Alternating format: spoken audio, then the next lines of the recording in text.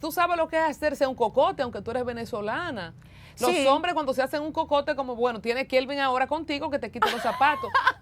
¿Cómo tú entendías el cocote que se hacían los varones contigo, ya siendo una muchacha de 18, 19 años? ¿Qué pasa cuando te ponen los implantes? ¿Eras tú consciente de lo que era un sex symbol? Y esos padres que te protegieron y te llevaron hasta el primer casting, ¿cómo asumían quizá un hombre que se pueda pasar de listo? ¿Cómo era eso con una jovencita así como tú? Mira, era complicado. La verdad era complicado. De hecho, para mi papá sobre todo, que Dios lo tenga en su gloria, fue muy complicado. Porque recuerda que como hombre siempre hay un lado, además de ese padre, hacia las hijas, hacia las hembras, como ese sentido de protección, no me la miren, como que esperar a que esa hija esté lo suficientemente madura para poder entrar en esas aguas profundas, porque definitivamente muchas personas te comienzan a catalogar de una u otra forma, según su percepción y según su vivencia. ¿Qué ocurre? Para mi papá, sobre todo a nivel familiar, fue difícil, porque obvio, señores, en la familia hay de todo, y hubo familiares que vieron eso con muy malos ojos, el hecho de que yo apareciera sexy. Ahora bien, ¿De qué año estábamos hablando? en honor a la verdad, 94 cuando me contratan. Sí, en los 90 tú con menos de 18 años en bikini. Hay gente que no le cayó bien en el entorno. Exacto, no les cayó bien, lo vieron con malos ojos, de hecho. Entonces, ¿qué ocurre? Hacer la salvedad que yo no solo aparecía así en Bienvenidos, pero eso era lo que más llamaba la atención, porque yo en Bienvenidos hacía personajes de monja, de viejita, de loca. ¿A nadie le importa? A nadie le importó eso. La gente con qué se casa y con qué se quedó, la sexy. Y de ahí comienzan a catalogarte solo de esa manera. Por eso mi interés, estando en Bienvenidos, de comenzar a hacer telenovelas, porque yo soy actriz de formación. Entonces yo seguí formándome. Estando en Bienvenidos, yo seguí formándome, porque creo mucho, bueno, tú lo ves con lo del derecho, creo mucho en la preparación constante, permanente, que Y el se ser humano, nota. mientras vida tenga, no puede dejar de aprender. Beba, siendo ya sexy por lo que te compone, por tu autoestima, ¿qué cambió tener implante o no? Y un poco para entender, ¿verdad? Yo Y era lo que muy se segura llevaba. antes, quiero que tú sepas, Sí, porque no, yo y lo estuve sigue como, siendo. como un año así, pero sin lugar a dudas es la visión del otro. E incluso sketch, entonces, que ya Miguel Ángel, si se referían, porque tenían como remate A esa parte, personalidad. claro, exacto, por ejemplo. Entonces ya podía de repente decir, ah, no, pero ahí puedo colocar a Beba, puede ella hacerme ese personaje. ¿Ningún actor te faltó respeto del entorno? Nunca. Mira, yo digo, Técnicos, los que ponen los micrófonos, saludo a Fausto. Fausto, como cuando le pusiste el micrófono a la Beba, ¿qué pasó? no, mira, gracias a Dios, yo pienso que ese respeto lo marcas tú. Nadie te puso la mano, como dicen aquí. Jamás. Ahora sí te digo, propuestas indecorosas. Indecentes. Por parte de altos ejecutivos sí hubo. Como por Pero de ejemplo, compañeros actores o de técnicos jamás. Bueno, mi esposo, mi novio por 7 años y esposo ahora por 17 años, él trabajaba allí y él era coordinador cuando yo hacía Bienvenidos.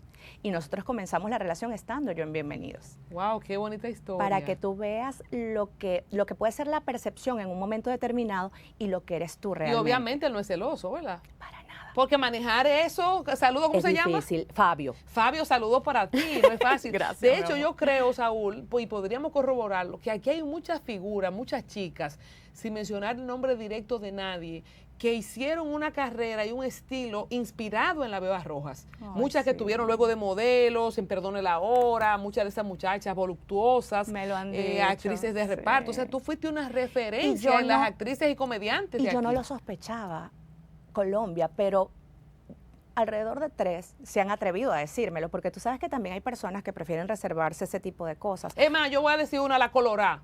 La Colorá tenía mucho de la Beba Roja, ¿te acuerdas? Elizabeth Ruiz tenía ¿Ves? mucho, hasta el pelo rojo y Qué todo bella. eso. Y también un gran trabajo que hizo como actriz, ojalá verla de nuevo. Ojalá. Entonces, ¿cómo manejaba las propuestas indecentes? Tan joven, tan sexy y con una fama mundial. A mí me propusieron, de hecho, protagonizar telenovelas. Y no protagonicé, porque no acepté. El Me Too. Y de hecho me echaron a un lado en un momento determinado por yo no aceptar. Es lo que dijo Gwyneth Paltrow, lo que dijo Angelina Jolie, Lupita Nyong'o, eso que se conoció como el Me Too, a propósito de lo que pasó con este hombre de Weinstein Company, Harvey Weinstein, Ajá. y lo que pasó con Bill Cosby. Cosas que pasaron en los 80 y los 90 que no vivimos. Porque, Beba, a pesar del talento, de la trayectoria, de hacer el trabajo, había esa presión que para tú tener esos papeles principales tenía que pasar por las armas de algunos ejecutivos. Totalmente. Eso lo descubrió Hollywood hace poco, pero uno lo sospechaba. Exactamente. Y yo, Colombia, te hablé de autoestima, que es algo tan importante para todo ser humano. La autoestima, señores, es la base de todo. Y bendito Dios, si yo confío en mi talento, si yo confío en mi capacidad, si yo estaba allí, en ese lugar tan anhelado por tantas personas, ¿por qué yo tenía que recurrir a algo que no me nacía, que no quería, que no deseaba para poder obtener un cargo? Pero lamentablemente hay tantas muchachas que caen en eso todavía, en este siglo XXI. Porque hay que tener mucha confianza en uno. E independientemente, mira, puede ser más lento el camino, pero qué rico que tú puedas poner la cabeza en la almohada, que tú puedas ver los ojos de tu esposo, que tú sepas que no hay nadie que pueda hablar de lo que es tu moral, tu valor como mujer, nadie. En mi caso, mira, pueden buscar por debajo de la tierra. Y yo, bendito Dios, me he mantenido porque es mi dignidad y es cuánto yo me amo y cuánto yo sé que tengo para dar. Sin embargo, Beba, qué rico conocerte, a toda la gente que en el mundo entero, en Venezuela, nos sigue mucha gente en Venezuela, en Colombia, gente que nos ve de Panamá, toda Latinoamérica, El Salvador. Qué rico conocerte y conocer tu trayectoria a través de estos programas que hacemos aquí en Al Tanto, porque mucha gente asume que las actrices, comediantes, bailarinas, vedettes, que son muy sexy, que muestran mucho, que son voluptuosas, que son sexy, que ese es su personaje, creen que la persona es eso. Exacto. O sea, o de repente se te tiraban más también por el personaje de la Beba, no por Rey Marvy. Exacto, qué bella, me gusta esa delimitación. Sí. Exacto, sí. Ahora, a nivel popular, yo amo que las personas se me acerquen en Colombia. O sea, independientemente que se casen con un personaje, yo lo que he procurado como presentadora, conductora, animadora, yo lo que he procurado es ser yo. ¿Qué tan frecuente, Beba, se te tiraban por esto del personaje? ¿Y cuándo se sentó la base que dijeron, no, ella no es así, es un personaje? Bueno, aquí voy a botar la cédula durísimo, la cédula va a ser ta, ta, ta.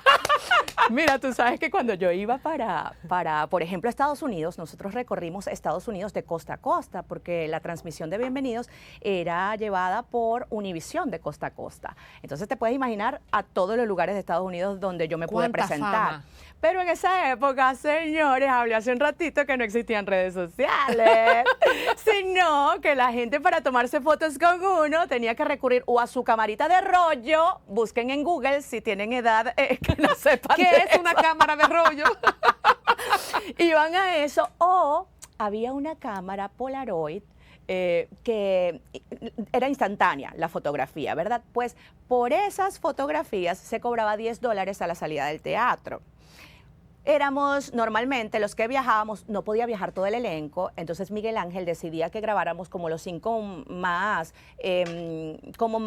emblemáticos del programa. Y esos 5 que viajábamos, se supone que al final de cada show, pues se decía fotos con... Ustedes decían, ¿con quién? $10 cada fotico. Mira, mamita, la fila mía era una cosa que yo decía, ¡ay, Dios mío! Y los varones se molestaban. Decían, esto no puede profesionales. Sí, se molestaban. Yo terminaba con ese bolsillo así. Una frase cibaeña. Ellos hay hombres muy envidiosos de las mujeres que quisieran tener vagina en el arte. Y que tú lo ves, porque los hombres que están hablando de mujeres, eso, exacto, son una mujercita. Muchos de esos hombres con los que son envidiosos porque Dios no lo hizo mujer. Que en el fondo tienen que revisarse. Sí, mira. Claro que sí. A mí me da una gracia. Llegó un momento, no voy a decir los nombres de los compañeros. ¿Cuánto te llevaba? Ya que era en dólares. Mira, no, es que era, yo no te puedo contar, porque si yo me presentaba, por ejemplo, en Los Ángeles, hacíamos 2 shows diarios, nos presentábamos viernes, sábado y domingo, durante semanas. Entonces, en el Teatro de los Pinos, nunca se me olvida. Y mira, a mí me llegaban ramos así inmensos, espectaculares, peluches, chocolates. Yo decía, qué belleza. belleza. Pero el hecho de que ellos se molestaran, sobre todo uno, se molestaba muchísimo. ¿Quién se molestaba? Ay, no. ¿El de Roberto? No. Que era la estrella, porque te amo, Julio. Julio, llegó un momento. De verdad, porque Boberto era lo último, pero la beba era la beba. Que llegó un momento, excelentísimo actor Julio, de verdad, que llegó un momento que Julio dijo, no, un momento. O es en grupo, o es de dos, pero eso no. Mira, María Antonieta y yo nos reíamos tanto, lo disfrutábamos un montón. Ahora porque bien, eso era parte, claro, eso era parte. Eso era un extra. Eso es como la bailarina que le ponen su dinerito, ¿verdad? Exacto. Mira. Pero tú no repartías colectivamente como hacen los restaurantes, de que los mozos tienen que repartir la propina colectiva. Eso era tuyo. No. Y una vez se me presentó un abogado con un contrato para que por una cantidad de dólares significativa para ese entonces, yo por 20 minutos estuviera con un árabe empresario. Eso fue en New Jersey. Y me acuerdo... ¿Tú ves lo que se llama hacerse cocote? Mira, y que había muchos hombres con un cocote contigo. Me acuerdo, Colombia, que yo al hombre le dije que qué se creía él que era yo. Y yo armé un escándalo. Porque ¿Al abogado? Con su contrato, mi amor. Entonces, para esa época era dinero. Y entonces me acuerdo perfecto que yo terminé de bajar mi nivel de cortisol y de estrés de ese momento, de la molestia que me causó aquel evento, que cuando yo veo a Coque Corona, que era el personaje del Loco Hugo, el que se reía y se abría el gabán. Buenísimo. Coque, tan bello que yo lo amo. Él me dice, no, mi chichi, porque él y yo teníamos un personaje que era, tú no me quieres. Mucha gente lo recordará, ¿te acuerdas, baby? Tan bello. Entonces él me decía, no, mi chichi, hubiese sido yo y por 500 me voy, no 20 minutos, 45. ¿Cuánto era? ¿Cuánto te ofrecían? Ay, no, mana, en serio, tú no quieres que yo te hable de eso. Sí, claro, y lo ponemos a la época. Por 20 minutos, 15. $15,000. Un empresario, pero un empresario... ¿No te quedaste con el teléfono? Estás loca. Saúl, vamos a llamarlo, que lo pensamos mejor. Era dinero, era pero, mucho, mi amor, era mucho. Todavía es mucho dinero, Te estoy beba. hablando que eso fue, mana, como en el 97. $15,000 un empresario árabe que conocía a la beba roja. Yo no le vi la cara. Era el abogado, llegó con documento hecho. Porque el contrato decía, me imagino, cosas ¿cómo se llama? Y era de poco tiempo. Confidencialidad. Era de poco tiempo, porque 20 minutos. 20 minutos. Él sabía que no era muy responsable. Nada más tenía dinero. Quizás hasta una cosquillita, tú le hacías un bailecito. O quizá de verla. Eso mira, fue pero mira, a lo mejor. Y quédate para que no digan. Exactamente. Quédate para que con no 5 minutos lo resolvemos, pero no te vayas todavía. Wow, pero qué bueno, Beba, que tú cuentas estas historias, sí, porque uno lo supone. Y ahora, y quiero decir esto mirando a la cámara, toda la gente que nos está viendo, suscríbase a nuestro canal, Al Tanto TV, puede compartir este contenido educativo, un contenido instructivo. Ahora hay mucha gente, muchas chicas, lo que se llama Instagramer, las chicas de OnlyFans, que tienen que llegar sin juzgar, ¿verdad?, ningún oficio, a cosas muy gráficas. Ya de hecho no hay que pagar suscripción, la gente que consumía no por... ustedes saben a lo que me refiero, sí, sino que eso está abierto en Instagram, por ejemplo. Y muchas se creen que tienen a Dios agarrado por el rabo, que están acabando con el mundo por delante. Estamos hablando de una leyenda viva de la comedia, de la actuación, de la televisión, un real sex symbol internacional de Latinoamérica, recorrer Estados Unidos, salir en Univisión, porque ahora cualquier figura, estamos hablando con la Beba Rojas y toda la popularidad que aquilató en ese tiempo con oferta contundente y nunca caíste. No, ¿Qué te sostuvo? ¿Qué te conforma a ti, tus valores? Que tú dijiste, no voy a hacer esto, no voy a vender mi cuerpo, mi familia, soy profesional. Colombia, mi familia.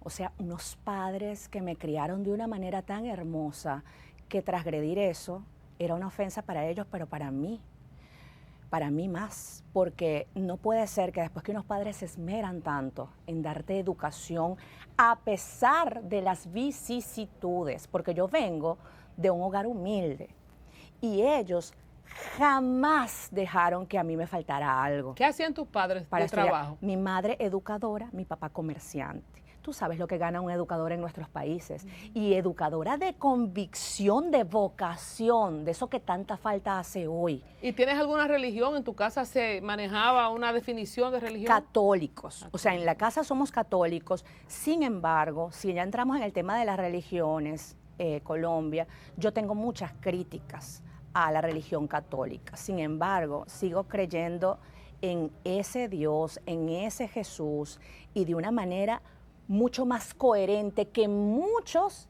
valiendo la redundancia entre tanto, que van de repente a una iglesia, se dan golpes de pecho o en su perfil colocan siempre Dios en mi vida, y cuando tú ves lo que expresan y manifiestan a través de comentarios o incluso mediante su comportamiento, dista mucho de esa fe que dicen profesar. A mí me gusta ser coherente con mis actos.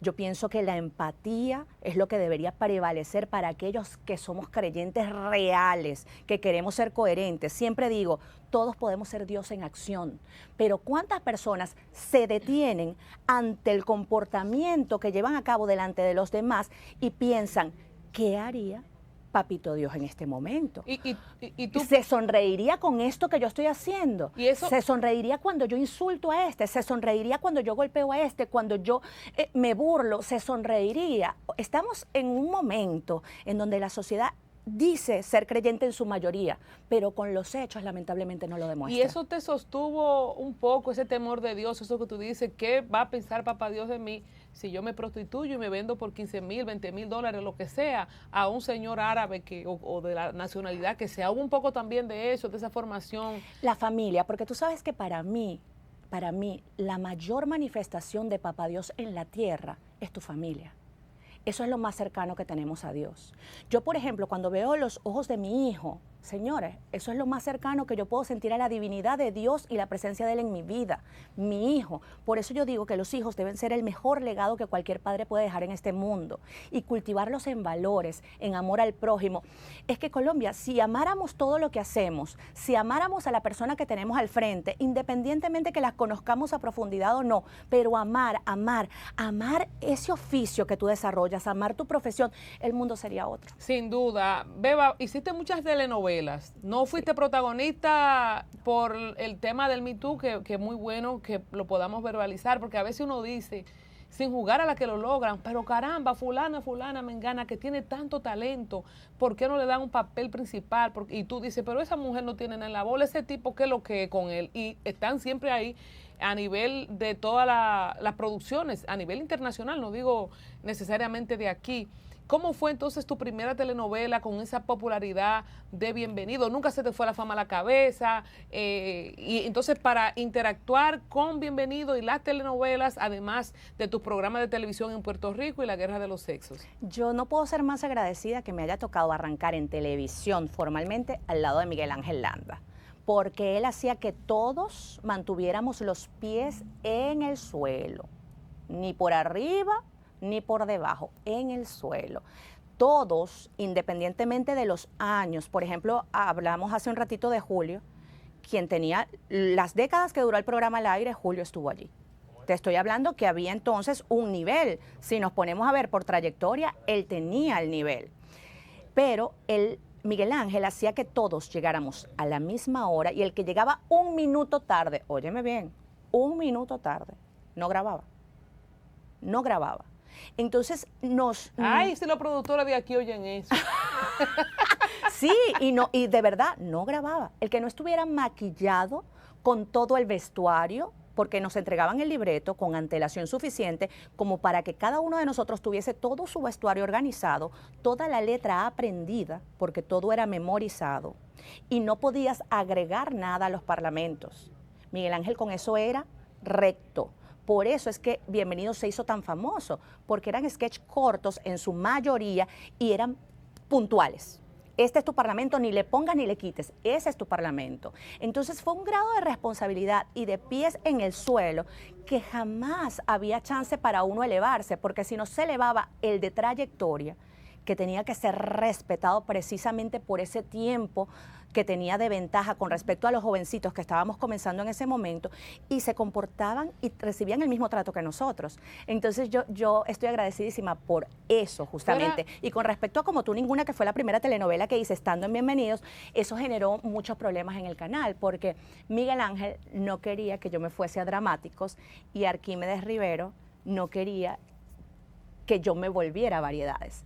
Y yo inteligentemente traté de mantenerme en las dos aguas, aunque soy honesta, por cumplir con Miguel Ángel. Después de Como tú ninguna, hice Pecado de Amor, y como que estuve un tiempito sin hacer telenovelas para que Miguel Ángel no se molestara y sobre todo que no tuviera problemas con el área de Dramáticos. ¿Y cómo eran los pagos de telenovelas? ¿Eran algo, cosas significativas? ¿Se puede decir que tú hiciste dinero como... ¿Te volviste rica No, en ese rica tiempo? no, Para vivir. rica no, pero sí vivía muy bien, pero no rica. Además que cuando eres joven, como que no tienes la misma valoración de las cosas que tienes ya en una edad como la que bendito Dios tengo hoy.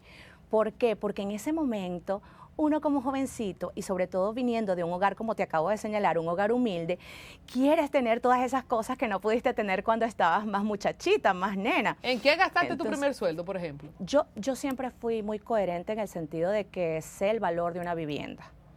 Y yo lo primero que hice fue comprarme una casa, pero no con mi primer sueldo, con una acumulación de sueldos. Ah, pero sí, te digo, pero el que se compra una casa de su trabajo es rico. Bueno, sí. ¿Lo lograste? Pero una casita, pero no me la compré en Caracas. Para poder estirar el dinerito y que por lo menos se manifestara y me diera la plusvalía que yo quería en ese momento, yo lo que hice que fue, la compré como a 1 hora y tantito en el interior, pero muy cerca de la capital, en un lugar que se llama La Victoria, en el estado Aragua, y la compré allí en preconstrucción, es decir, en planos. ¿Y se mudó ahí tu mamá y tu papá? No, para nada. Eso yo lo hice como inversión. Ok, entiendo. Y allí comencé como que, tú sabes, vendía, compraba otra más costosa y así fui. Pero muy juiciosa la Sí, beba.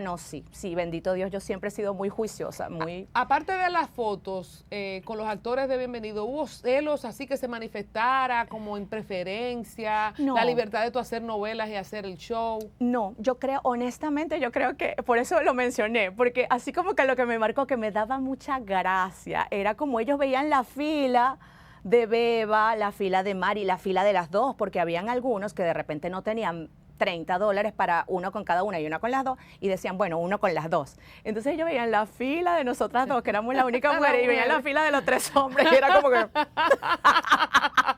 Y eso me daba mucha gracia. ¿Cómo era la interacción, por ejemplo, con el Loco Hugo? Háblame de tu interacción con esos actores principales, el presentador, ¿cómo se llama? Miguel Ángel Landa, exacto, que es el dueño del programa. Exacto. ¿Cómo era la interacción con el mismo actor de Boberto? ¿Se hicieron grandes amigos? Sí. ¿Era solo relación laboral? Hoy por hoy, Colombia, mantenemos un grupo por WhatsApp.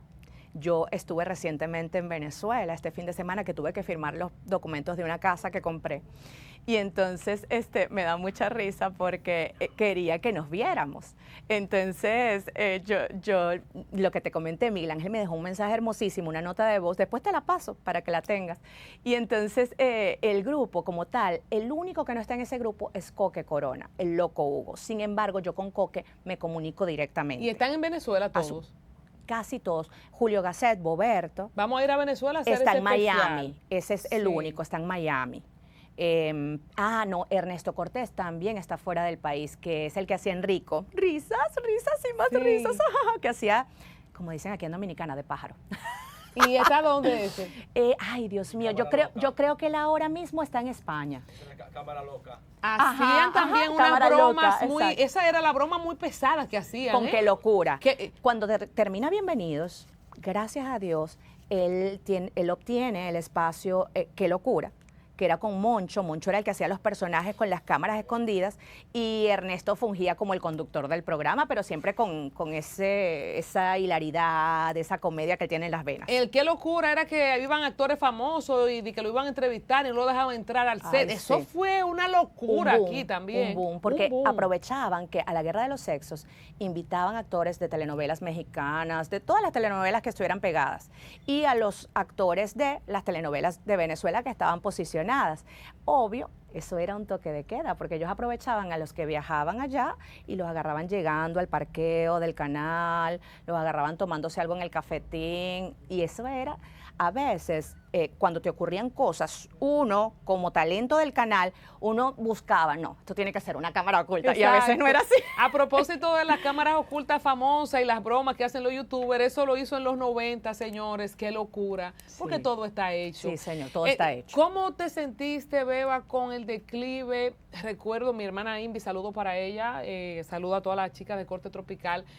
Iban a Venezuela a comprar ropa, mercancía, trajes de baño. Venezuela era como la capital de Centro y Suramérica, Sí. era todo, las telenovelas, un emporio. ¿Cómo te sientes cuando empieza o cuando notas que empieza a decaer Venezuela a propósito del cambio político?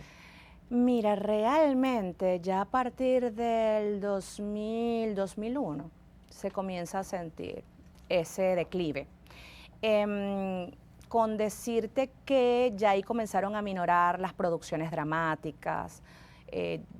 Las producciones dramáticas, señores, tienen un costo bastante elevado, pero cuando se llegan a comercializar, pues obviamente se obtiene esa ganancia que amerita una inversión de ese tamaño. Sin embargo, cuando comienza a manifestarse la ley Mordaza, que era una ley que, por cierto, hace poco estábamos hablando de la ley del DNI. ¿Cómo fue esa ley Mordaza allá? Bueno, fíjate tú cómo incidía, tanto que hasta en las telenovelas no podíamos mencionar palabras como vino, palabras como droga. Cuando realmente la telenovela, si bien es cierto que está para que las personas vean una historia en la cual se enamoren de personajes, no es menos cierto que también las telenovelas deberían tener un contenido, así sea en dos de sus tramas, que dejen algo a nivel social. Por ejemplo, manejar el tema de la drogadicción en una telenovela, si bien es cierto que te hace que pongas los ojos sobre eso, ese suceso, no es menos cierto que al final debería aleccionarte, porque como medios de comunicación, el escritor debe tener la responsabilidad de dejar algo en el televidente, porque para eso trabajamos en medios de comunicación, no para mucho de lo que está pasando ahora, lamentablemente. Sin embargo, ahora lo que prolifera son telenovelas en donde el sicariato, los narcotraficantes, eso es lo que impera, y ahora no ocurre nada. Pero en Venezuela, en ese momento, los escritores, lo recuerdo como ayer, Colombia,